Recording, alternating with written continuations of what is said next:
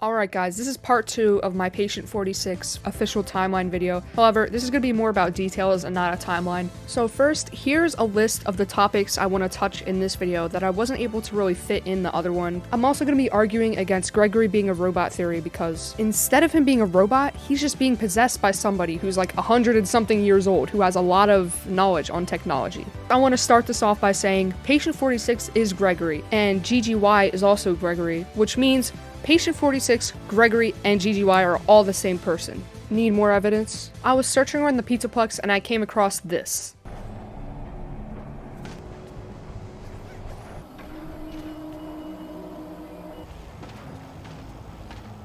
As you can see, the top scores say GGY. Now this is odd because the exact summary of GGY, the story, says that it's about a kid named GGY who has the top score on every arcade machine. But then we look in Security Breach and it's the exact same thing. So these two stories definitely connect and they're canon. The preview summary says, as they go to the Mega Pizzaplex Fazcade one day, Tony notices something strange. A player by the name of GGY has consistently impossible high scores on all of the arcade machines. Who could this be? It matches. Like, it connects. It connects, okay? Like, isn't that strange? Does this mean that the GGY story itself is canon? Because I know a lot of you said that the stories aren't canon because Scott said so. So now that we've already established that the story and the game are connected and canon, now let's move on to how Patient 46 is GGY in the GGY story. So we can already infer that GGY is Patient 46 because in the GGY book, it says this. Tony saw the name Mary on the screen, but he couldn't see her last name. The other two, he didn't get a good look at, but he saw the first few initials, Ray and Tree. It says, it looks like GGY had used the past to get other people into the Pizzaplex after closing. Now you're probably like, who are all these names? Why'd you say Tree, Ray, and this and that? Basically, these names were all revealed in the GGY book, and those names are Mary Schneider, Raywin Lawrence, Trina Welch, and Georgia Lowe. And those all four of them were therapists in the school, which were also the therapists that went missing in the therapy tapes in Security Breach. Need more proof? Previous counselor is no longer available. I've read your file, so I'm up to speed on what you and your previous therapists have worked on. When I'm getting to know a new client, I like to start by finding out directly from them what they like to do.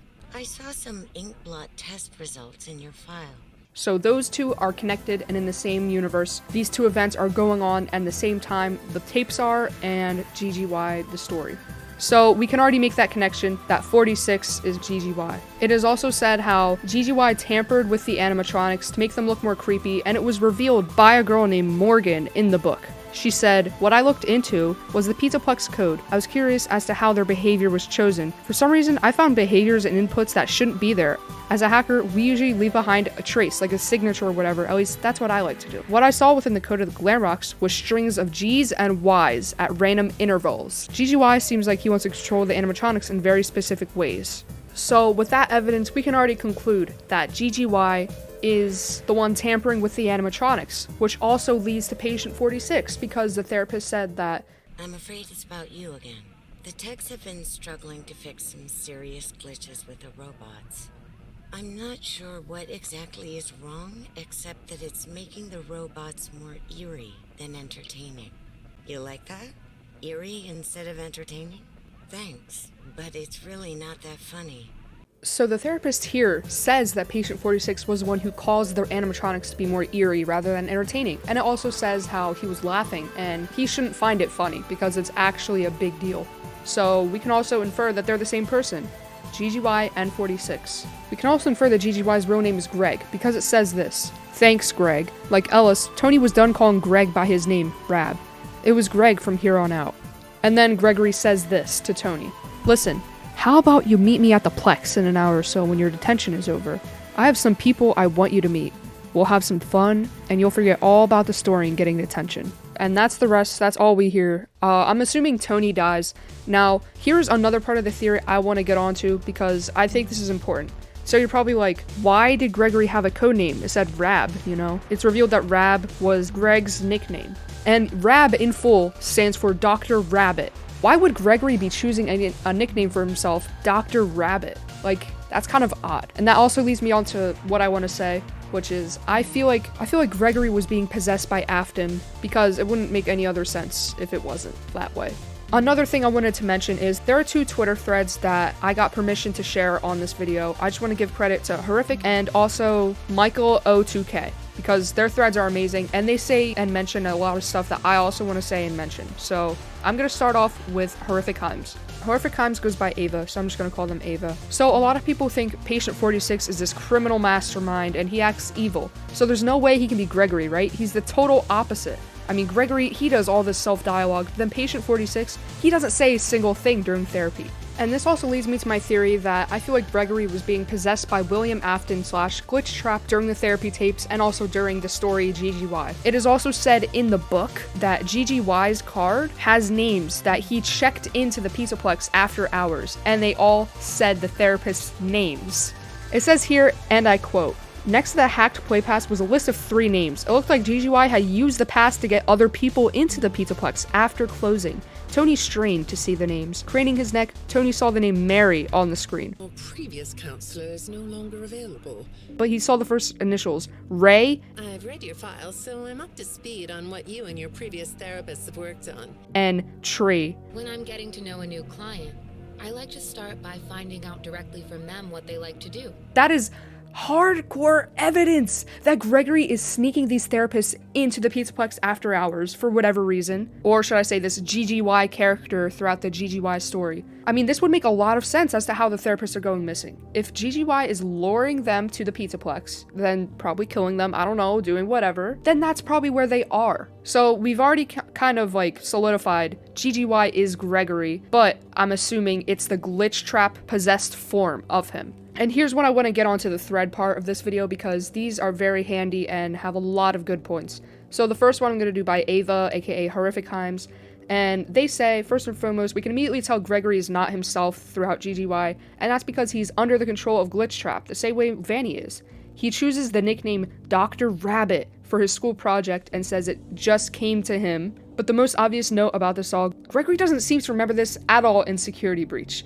You know, we know Patient 46 hacked Vanessa's files and was the one manipulating her in the therapy tapes. We know Patient 46 was definitely somehow working with Glitch Trap and Vanny, but in Security Breach, he seems that he doesn't like remember any of that at all, and he even seems to struggle with remembering his name. In the beginning, Freddy's like, "What's your name?" or something like that, and Gregory's like, I'm Gregory, you know? Like, who are you? I'm Gregory. Maybe he has some amnesia or whatever it is from Glitch Trap possessing him. I also feel like a kid would be a perfect fit for Glitch Trap to possess, because he can get away with any murder. What's better than an adult luring a child to kill them, rather than a child luring another child to kill them? I'm sorry, that got really dark, but this is just theory talk, I'm sorry. This is Five Nights at Freddy's, a fictional game. When Gregory is Patient 46, we know he finds the idea of the therapist's mangled bodies funny. I don't want to scare you, but I have to tell you that one of them was found dead. That doesn't seem to upset you. Well, then I guess I'll go ahead and tell you that the woman's body was pretty messed up. It looked like it was mangled by machinery. That doesn't bother you either? Considering he led them all there and got them killed, Patient 46 has definitely seen, you know, I guess corpses. But in the disassemble Vanny ending, he cries as he shouts the command, disassemble Vanny, you know? You can see him in that comic thing, he's like hiding his face with the thing. So it's very obvious. Gregory, like how I said it in my most recent video, there's 2 different sides. Now we can piece together a Glitch Trap side and a Gregory side.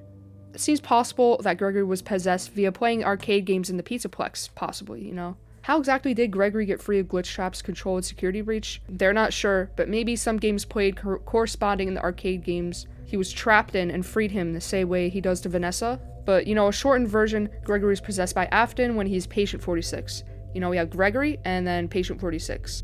Same person, but 2 different sides. So yeah, that was Ava's, aka Horrific Himes, so credit to them. It's a great, I guess, I don't know if I should call it theory, but a great sort of thing to talk about here, you know? Because honestly, I was never really able to touch on a lot of things, because I never saw this thread. It says it was released 22 hours ago. I never saw it till this morning. The next thread I want to share, it's kind of shorter, but I really think that it shares a lot of good points. So this one's from Michael O2K. It says, Security Breach already establishes that people can be fully or temporarily freed from Afton's control. I mean, we even see it when Freddy has the virus and went rogue somehow. He even doesn't remember much until the final boss of the true ending. Remember how he went down those steps and he said, "I found myself for the first time when she brought me here"? I found myself for the first time when I cleared the path. I did not want to, but I had no choice. Which is probably implying to Vanny. The therapist says 46 likes disguises. Afton possessing Gregory would be the perfect disguise. This guy who used to dress up as a bunny to lure children. What's the perfect way to lure children? Be a child yourself. Disguises let you be sort of invisible, don't they? You can get away with almost anything when you're invisible, can't you? That's what the therapist says to Gregory in one of the tapes. You like the idea of being disguised? Disguises let you be sort of invisible, don't they? You can get away with almost anything when you're invisible. And this is a big part of GGY. Tony, the main character in GGY, suspects Gregory is the one behind it all. The virus infects the animatronic because no one thinks it's Greg. Another couple things I wanted to mention, this thread also has great evidence against because instead of him being a robot, he's just being possessed by somebody who's like 100 and something years old, who has a lot of knowledge on technology. I really hope you enjoyed this because this is honestly a big discovery and it's glad that we're all able to discuss this. I also finally have some sort of lighting so you can kind of see my face better, even though I'm kind of insecure of it. I also have a Discord server and I stream on Twitch, so if you're interested, check out my description. I have my server and all that stuff down there. If you have any more theories, please comment below because I'd love to read them and I'd love to kind of, talk to people about this. But yeah, love you guys. Thanks for all the support on my other theory. Bye.